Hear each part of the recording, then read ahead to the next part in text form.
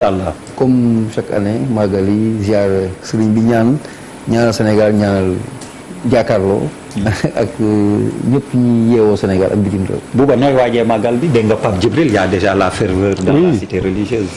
Ben oui mais waay Birima waay Birima de retour gars yi dañ ma lay laaj rek mën nga bañ a ñëw tey suba nga ñëw mais mënoo toog ay 2-3 mois quand même. dafa voyagé da nga bokk ci Sénégal gars yi dañ lay laaj dañ lay nam wax fa dëgg yàlla. waaw daal liggéey na ma dund nag. waaw mais il faut des fois nag. damay liggéey nag. waaw mais nga may ñu tuuti. waaw déet xam nga Bouba. jàkkaarloo mu mën wóor na ma maa la gën a bëgg TFM maa la gën a bëgg. loolu la ma yàlla ko def ci man. jàkkaarloo ma ko jàpp comme doom ju ma jur su ma ñëw damay feebar. bu nga xamoon su ma ñëw bu waxtu bi jotee damay amee na su ma ñëw rek dama ñàkk pexe dama dem États-Unis ñëw dem Brésil men waaw fa laa nekkoon dama dem États-Unis dem Brésil. Birima Brésil am na benn plage nu mu tudd. Copacabana ngay wax. jam na fa. loolu yóbbu ma fa woon. non dama laaj ndax jaar nga fa. déedéet ma fa damaa liggéey man Sao Paulo loola. Rio de Janeiro rek plage boobu. waaw foofu la waaw man dem woon Rio. man Sao Paulo laa dama doon laaj rek. jaar nga fa. non man Sao Paulo laa demoon dem ma Rio de Janeiro. man damaa liggéey woon. dama wutoon lu ma dundee. du ko nangu de. non dama dem ma Rio de Janeiro man Sao Paulo laa demoon. waaw non dama doon laajte rek Birima bu jarul kii. boo insisté ci bañ. dafay mel ni day am lu muy nirool de. damay laajte rek. waaw jërëjëf xam naa ne moo doon di nga bar tànk. loolu kay ñu mën a ñàkk waaw non malheureusement démb. alors Bouba. waaw man wàccaay màggal xam nga man démb maa ngi woon Touba. déjà tourné naa fa benn émission ak sama. ndax oto su ndaw man ak kii sëñ Gana Messere. mooy jàng sama kër jour màggal. wax na ma ko donc. sama jour màggal ci guddi gi. ku bëgg a seetaan Gana Messere sëñ Gana Messere ci màggal gi à partir de 11h ñëwal sama kër fa lay jànge. buñ nee suba la alarba ci guddi bu sura Samba fay nekk. waaw d'accord waaw mais mënoo jël sa kàddu. jàll na programme am. waaw voilà donc façon je pense que télé bi li ñu war a def. li ñu yaa tàmm def ñu ngi koy def bon. démb maa ngi woon Touba donc màggal Touba moom à chaque fois rek naa du feetu murit yi du feetu catholique yi àddina bi yëpp la jullit yëpp la donc je pense que ñëpp a ko bokk donc muy lu baax ak lu rafet Charles moom xam naa ni ñooy ànd dema alors yow ndindi nga jëm wala. maa nga fa malal moom xam naa ndindi ku ko. man maa nga fa déjà maa ngi commencé naa màggal. leer gi dugg na. alors Charles yow maa la gën a leer. non Charles yow kenn du dem di la fi bàyyi. mal taalibe la de. man damaa sopp seen Touba. dama doon catholique bu sopp seen Touba parce que daa am loo xamante ne da kaa def si dëkk bi si wàllu. lu mu gëm mooy yonent ga ak si beneen wàll. te képp loolu ku ko gis faw nga sopp ko. lu ma si metti rek doon mooy que ku sopp seen Touba di nga liggéey. liggéeyuñu ku sopp seen Touba nitu dëgg ngay doon. est-ce que ay nitu dëgg lañu. noonu xoolaat suñu bopp dafa am loo xamante ne dafa bokk ci folklore. moo am loo xamante ne dafa bokk ci dëgg-dëgg. te man fa laa sopp sëñ Touba ba di remercier aussi suñu jeune frère parce que Pape Djibril Fall lu mu fi war def léegi mooy humilité reporter. c'est vrai que journaliste mën nga wax say analyse def say commentaire def ak yu bëri mais lu mu def lii léegi mooy le métier à la base. reporter tànku neen def ko lu bëri loo xamante ne je le remercie beaucoup pour ça. alors commissaire. sa wàccaayu màggal. sant yàlla bu baax a baax wàccaay bi mu ngi nii maa ngi remercier ñi jot a intervenir yëpp. màggal gi sunu alal la ñun ñëpp. sénégalais africain donc wàccaay bi da ngay waajal sa bopp waajal sa njaboot donc yàlla na suñu borom yóbbu ci jàmm. ñu fekke ko ren fekke ko ay at yu bëree bëri sëñ Touba c'est un patrimoine universel. et je crois que bis bu wootee ku nekk ñun am nga devoiru dem. ñuy xaar nag ñeneen ñi nga xam ñooy dalal nit ñi. ñu yaatal nu ba suñu ñëwee mën a dal ci ñoom. yàlla noonu yàlla jóobu ci loolu. yàlla na ñëpp dem ci jàmm dikk ci jàmm. indépendance Sénégal nañu incha allah comme ça indépendance Sénégal. dëgg. mooy màggal Touba gi. te nit ku ñuul moom moo fi ci réew mi. alors ñu Babacar. wàccaay màggal bi yow. waaw d'abord maa ngi nuyu ñi ma bokkal plateau bi yëpp di nuyu également Pape Djibril Fall bi nga xam ne. tey moom laa toog place am donc effectivement ñoo ngi waajal màggal bi parce que xam nga màggal moom dafa nekk événement boo xam ni wax dëgg yàlla dañ ciy defar bu baax ay ngëneel kese la donc ñoo ngi koy waaj di ñaan yàlla rek ñu àgg si ak jàmm mais ñoo ngi koy waaj bu baax. yal na ñëpp fekkee te ñu tal ko incha allah ni commissaire waxee ñu dem ci jàmm ñëw ci jàmm incha allah yàlla mën na ko yal na ko yàlla def. alors balaa ñuy attaquer le vif du sujet encore une fois dafa am xew-xew boo xam ni incha allah ëllëg la te loolu tamit mënuñu ko bañ a wax samedi 17h maître Abdoulaye Wade 7 ans après. day dem palais de la République seeti Macky Sall ko invité mu wuyu ji Birima yow laay ñëwaat de ma ne xanaa nag ñoom Oumar Sarr ñu wuyu ji woon ca dialogue national ba ñu dàq leen soit dañuy ànd ak moom seeti bëgg naa leeral dégg naa ñu bari ñu wax ci diggante boobu foofu ma leeral xañ na ku taalibe na ci yow wax jooju duwat en dehors ñu nekk président ki nekk doomu aadama ak nekk nangal dafa am lu jiitu ci ñun mooy ay doomu aadama lañ ku nekk da ngaa xool la neex ku nit am ku jóg ñu taxaw ni man taalibe Serigne Touba laa Macky Sall di magum jëmm majeur vacciné dem jëbbul Touba ne murit la Abdoulaye Wade di mag ku majeur ne Serigne Touba la yaakaar ñu ñaar taalibe Sëñ Mountakha Mbacké yoonu murit am nu muy doxe yoonu murit ndigal boo ko wàccee boo ko tëj ak koo man di doon murit bu deful ndigal boo ko joonu murit Abdoulaye Wade xaj na bi joo Macky Sall sax xaj mën naa am neexu sax mais mën naa am neexu Macky Sall mën naa am aussi bëgg woon juboo waaye daa am ndokk doolu mooy ndigal te nag bu Sëñ Mountakha jiite jilifee yàlla may ko tawfeex mu jiite ñaari kilifa yu toll nii mu ñëw jiit julli jumaa ak ni yàlla wax ci julli ak yërmande dip imam mais fekk ñaar taale yoo xam bu yombee du nuyonte bu leen jubaloon bu baax lan ma doon jotaay boobu yéen tamit. léegi ay murit lañ jëfe nañu ndigalu Serigne Touba ñu ngi koy jëfe ku ca wax da ngaa contre mais ay ndigal la ñu doxe muy Ablaye Wade muy Macky Sall ndigalu Serigne ay murit lañ yoo xam ne ñu doxe ndigalu Serigne Touba maintenant nag ay président ku fi fii murit bu fi dee yaakaaroo président Serigne Touba nga yaakaar muy Macky Sall nii yaakaaru nguuram gi Ablaye yaakaaru nguur Serigne Touba la yaakaar nag kon ku yaakaar Serigne Touba di nga digal Serigne Mountakha Mbacké tey taalibe Serigne Touba leen def amul benn amul commentaire deux taalibe lu seen Serigne ne leen te juboo moo lu rafet ñaar ku fekk jullit bu fekk ñaar ñu réeroo nga jubale leen mais loolu moom ko mën a ab Serigne Serigne Touba nag Serigne Touba kay jàpp ci moom la jàmm commencé fa la des. alors Papis la visite de Wade au palais. le retour moom tamit. non c'est une reprise. ñaar ñu xamante la. man damay ñëwaat si terme yi nga xamante ni moom la sëñ Mountakha waxoon bu muy jubóole président Macky Sall ak président Ablaye Wade xam nga dafa am benn langage boo xam ne c'était très diplomatique. parce que moom waxul ay waxu ancien président actuel président dafa ne diggante baay ak doom. dafa articuler son discours autour de la paternité entre Wade ak Macky et c'est ça la réalité en fait. Macky est un des fils de Wade spirituellement, politiquement. Donc baay bu wala doom bu jubóowaatee ak baayam wala baay jubóowaatee ak doomam on est des musulmans on le salue. Maintenant après que ça ne soit pas benn obstacle pour dëkk bi dox daal bu ñu cristalliser les choses tënk Sénégal. C'est bien beau on a applaudi tout le monde est content mais après ñu tourner loolu. dem à l'essentiel. Allez Malal noo gisee. mais au-delà de diggante papa ak doom yu juboo c'est deux chefs de parti yu juboo c'est important parce que li indi seen jafe-jafe le conflit vient de la politique du papa ak doom yu daje ci benn gaale dóorante doom bi bañ a joxe dépense politique moo leen xuloole léegi nag sëñ Mountakha jubóole na leen avec beaucoup de diplomatie Sénégal réewu jàmm la et cetera et cetera c'est la suite effectivement de ce qui s'est passé à Massalikul Jinaan mooy suite bi mais je reste sur li ma gëm mooy seen jubóo amul du impacter dara ci le quotidien des Sénégalais ça n'impacte pas sur li ñuy dund du yokk suñuy poos du développer njàng mi du ça. Charles.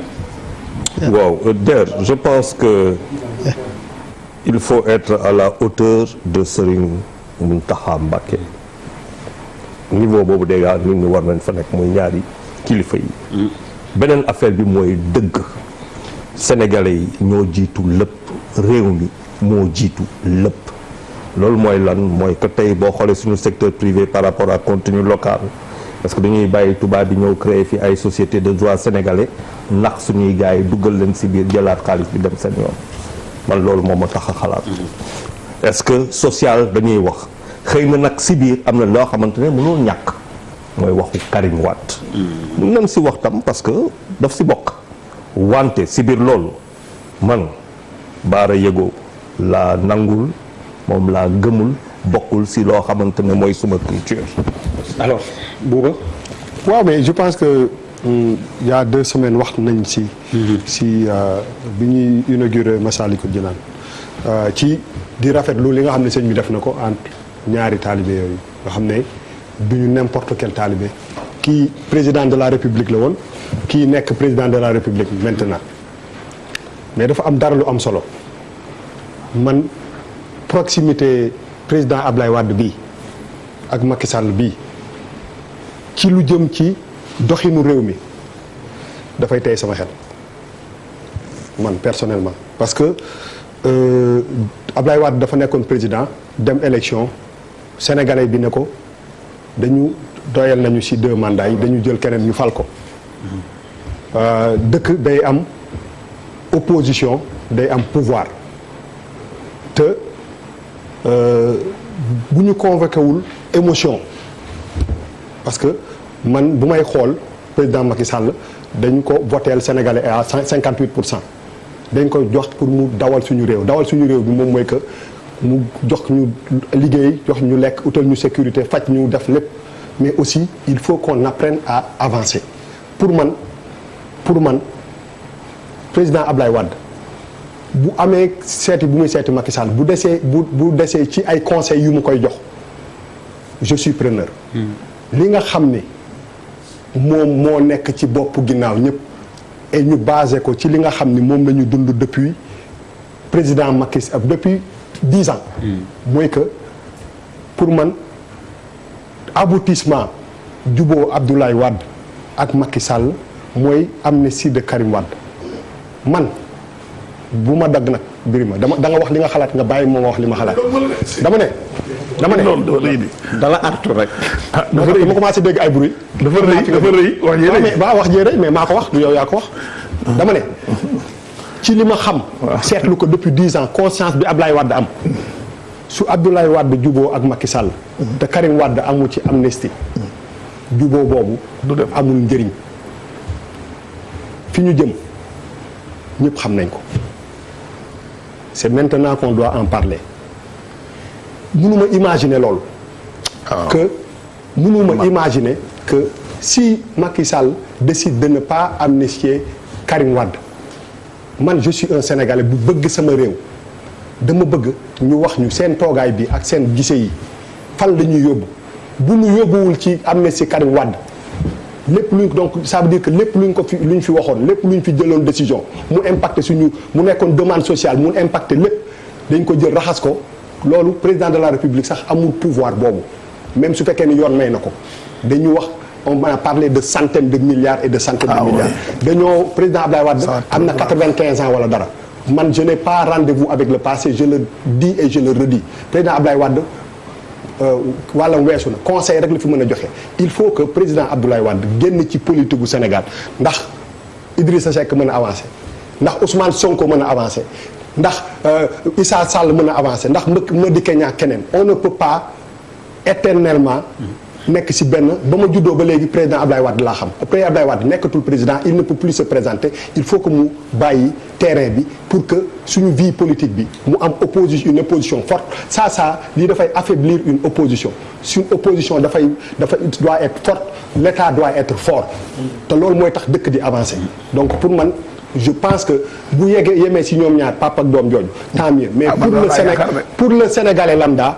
déggoo ma ne la li ma la wax bu ci loolu judduwul dina ma jaaxal tax ñu dem Touba seeti Pape Djibril alors certainement là-bas on est au courant que Wade suba dina dem palais de la République ni ma ko waxee 7 ans après bu dee dégg nga ci ay commentaires yan commentaire la et yow tamit ci sa bopp lan nga ci xalaat.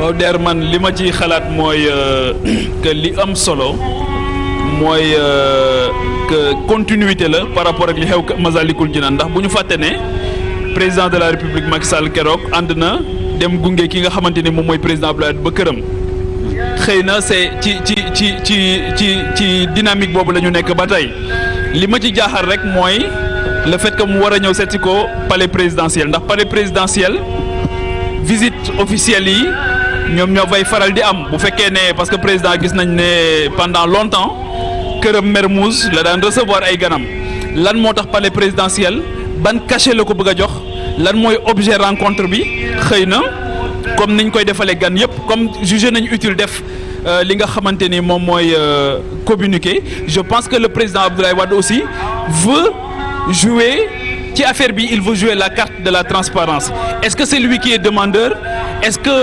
président Macky Sall moom moo ko bëgg loolu xam naa ne au sortir de cette rencontre dinañ ñu wax lan la ñu fa waxtaan ak de façon officielle lan lañ doon xaar ci rencontre mais encore une fois damay rejoindre li Fou Malade wax lépp lu ñu mën di def ak lépp lu ñu mën di waxtaanee li ci ëpp solo mooy la finalité bi muy am mooy la prise en charge des préoccupations et des aspirations des Sénégalais loolu moo am solo te man li ma njort mooy Abdoulaye Wade li mu xeex yëpp pour démocratie Sénégal li mu xeex yëpp pour Sénégal egg fi mu egg jàpp naa ne mënut egg daawu ko def te gëm naa ne du ko def comploter sur le dos des Sénégalais donc dama jàpp ne moom li muy daje ak Macky Sall yëpp pour man lu jëmale Sénégal kanam la jàpp naa ne loolu lañ fay waxtaanee jàpp naa ne du loo xamante ni dafay dem à l'encontre des intérêts des Sénégalais man pour man loolu moo am solo mais encore une fois pour man continuité Massalikul Jinaan la kii demoon na seeti ko kii pour man day dem seeti ko mais encore une fois le palais présidentiel visite officielle la PDS def na communiqué qui est demandeur qui a besoin de cette audience là xam naa ne au sortir de cette audience dinañ expliquer Sénégalais yi encore une fois et c'est important que lépp lu ñuy def parce que dañu am mandat des Sénégalais DER dafay baax au nom de la transparence ñu wax lan la ñu waxtaanee bu fekkee parce que kenn ku ci nekk légitimité bi nga am Sénégal moom moo la ko conféré Sénégalais ñoom ñoo la ko conféré donc pour respect pour les Sénégalais nañ ñu wax lan lañ ci tënk ak lan lañ ciy xaar ak fan lay jëlee Sénégal ak fan la koy yóbbu. allez Pape Djibril xam naa li nga sori Touba tax du ma la bàyyi nga pelloo ak Bouba tey moom dafa mel ni d'accordul ak li nga wax Babacar très rapidement rek sur la rencontre Wade. Voilà en tant que acteur de la société civile.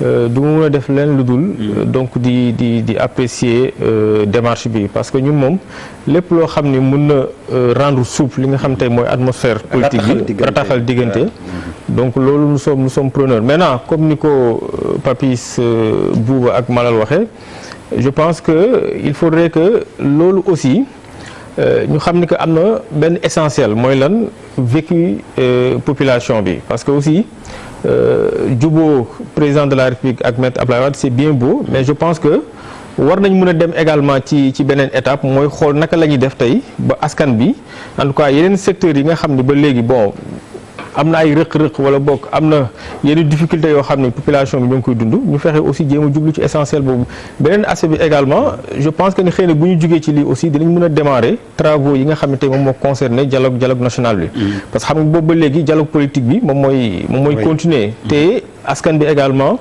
nekkul rek ay questions politiques fichier électoral ak leneen moom moo leen intéressé donc je pense que ni dialogue national bi également waxtaanee question yi nga xam ne dafa lié à l'éducation à la santé ak yeneen secteurs yi donc loolu am solo la donc je pense que ni bu ñu jógee fii war nañ mën a gaaw concrétiser li nga xam tey moom mooy dialogue national pour que ñu mën a pencoo yenn commissaire vous êtes à la retraite mais war nga am sensibilité politique jàngat ci li xew ci réew mi avec cette rencontre Abdoulaye Wade Macky Sall demain au palais 17h qu'est-ce que ça vous inspire? Moi je suis un acteur politique très engagé. Oui. Je sais. Cela m'oblige à considérer li nga xam ne xew na. Je respecte beaucoup tous ces points de vue là mais dafa am fu ñu sës. Depuis avant élection 2019 yi ba ci élection yi gis ngeen réew mi ni mu doxee nii je crois que rencontre bi signification bi mu am. c'est que avec l'occasion de Massalikul Jinaan dañu dugg ci benn entrée wu sortie de crise. Mais il faut que ñun ñëpp ñu mën ko jàpp. D'accord, il y a des problèmes sociaux, la demande sociale est là, les problèmes sont là, les Sénégalais souffrent, tout cela. Mais il faut que politiquement nous libérer parce que réew mi dafa tànc woon quelque part. nous avions une opposition qui s'est enfermée dans un comportement c'est-à-dire tey opposition bi dafa enfermé wu ci rigidité ku nekk ak li nga ci am intérêt. on a vu que ci situation boobu am na lu débouché wu Khalifa Sall génn na. te blocage la woon l'ancien président ak kii yegee woon nañu. loolu blocage la woon. mais ça ne veut pas dire que les problèmes sont résolus. Il faut que ñu mën am taxawaay bi nga xam ni daf ñuy génn ci crise bi nga xam ni moom moo bloqué Sénégal dugal ñu ci effectivement comme il l'a dit dialogue national bi avancé mais surtout les problèmes principaux yi nga xam ni ñoo jëm ci gérer soxla askan wi ñu mën a dugg ci chantier yooyu jublu chapitre yi parce que le président Macky Sall a 5 ans de mandat et presque benn at bi jeex na. alors bu dee jàpp nañ ni mu wax vraiment décrispation sortie crise bi man li ma la doon laaj léegi ñoom Oumar Sarr nuñ leen di def. ñoom ñi demoon wuyu ji ñu jàppale man ma wax dafa am fu ma yem. man dama defee njort ni ñaari jullit. doomu aadama yu réeroo woon nañ ci politique. ñu jubale leen mu yem foofu. man foofu ba li ma gis fa laa yem pour le moment.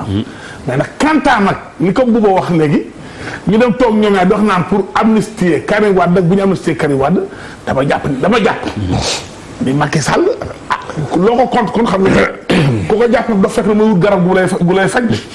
Macky Sall tout sauf un fou de. doful de te xam na bu baax dugg ci engrenage boobu fan la ko jëmee. je pense que loolu man ba loolu jot daal ba la ma mais loolu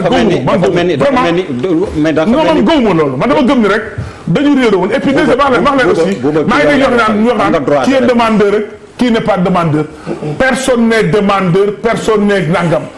Macky Sall qu'on le veuille ou non mooy président de la République du Sénégal mooy administré Abdoulaye Wade administré ko donc bu ñu réeroo bu dem bëgg yóbbu ko malgré tout ça quelqu'un de président de la République dem bëgg këram na ko sama papa nga Abdoulaye Wade ko ne ko sa non maa ngi lay seet si nañ bàyyi kii demandeur kii personne n'est demandeur seen sëriñ moo leen jubale ñu ànd dem di waxtaani kii demandeurul kii demande nangam seen waxu sëriñ la ñu topp di ko def ngir yàlla il faut arrêter ça ba Abdoulaye Wade mën na dund li mu dund ba li ko dese nii mën na dem ba génn àdduna te soxlawul Abdoulaye Macky Sall nag après tout yàlla may na ko teranga moom la teranga Macky Sall terangaam jaar sax ci benn bu doon genn ngoon jaar na ko ci Abdoulaye Wade mais Abdoulaye Wade terangaam jaaru ci ab Macky Sall non donc vraiment il faut pas ñu dem ci non j'ai pas compris teranga lan non xam nga nag yàlla mooy joxe nit di ko jaar ci doomu aadama Abdoulaye Wade nekk le président non li ngay wax ni Abdoulaye Wade nekk le président du Sénégal sur 15 millions de Sénégalais. mais